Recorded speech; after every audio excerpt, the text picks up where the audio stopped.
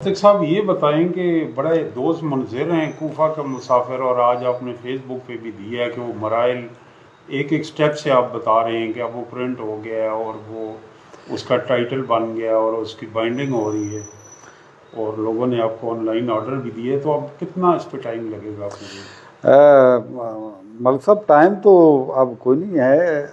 वजह यह है कि बार बार बताने का मेरा मकसद ये था कि चूँकि दोस्तों ने पैसे दिए हुए हैं, बुकिंग की हुई है और पिछले 6 साल से वो मुंतज़िर हैं अक्सर, तो बहुत शदीद इंतज़ार था, इसलिए उनको बार बार मुझे बावर कराना पड़ता है।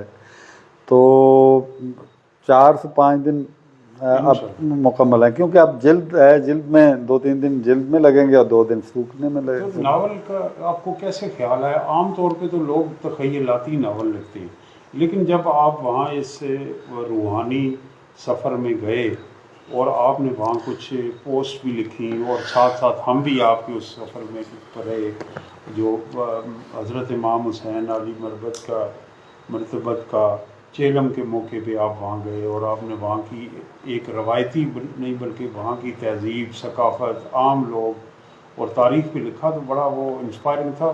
तो ये वही फीडबैक था या कैसे आपको ख्याल है?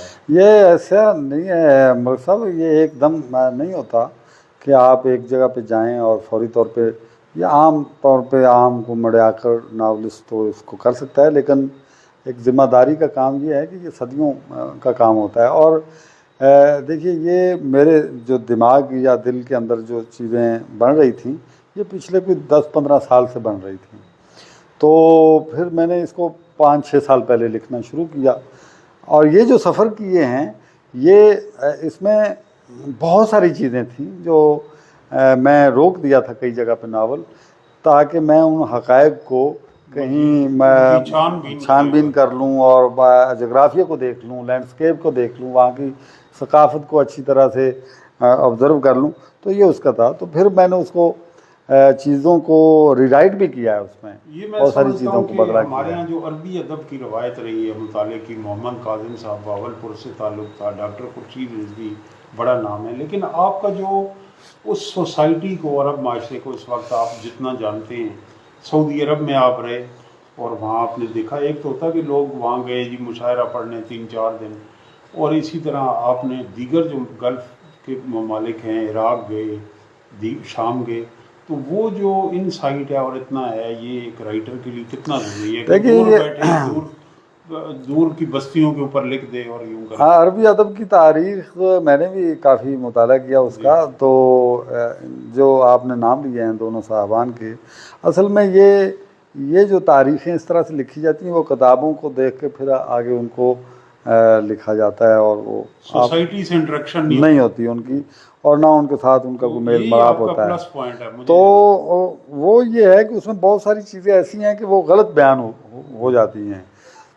तो मैं इसलिए, क्योंकि तारीख़ पढ़ के कोई तारीख़ी नावल लिखना, ये मैं समझता हूँ कि ये नावल के साथ ज़्यादती है।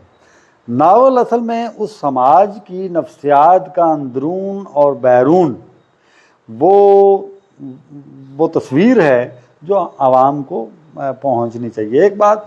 दूसरी बात यह है कि ये नावल सिर्फ नावल नहीं है, ये इसके अंदर वो तारीख़ी हक़ाइक़ जो अवामुन्नास से छुपे हुए हैं, जिनको बयान नहीं किया जाता या वक्त नहीं होता बयान करने का हमारे उलमा के पास, हमारे ज़ाकिरीन के पास या तारीख़ दानों के पास। तो उन पहलुओं पर भी मैंने उसको नज़र किया उसकी। और दूसरा ये है कि इमाम हुसैन अलैहिस्सलाम का बयानिया जब तारीख़ में पढ़ते हैं तो वो बयानिया बड़ा उलझा दिया जाता है। तो मैंने उस बयानिए को वाज़े और शफाफ अंदाज में लेके आया हूँ कि आखिर वो बयानिया क्या था।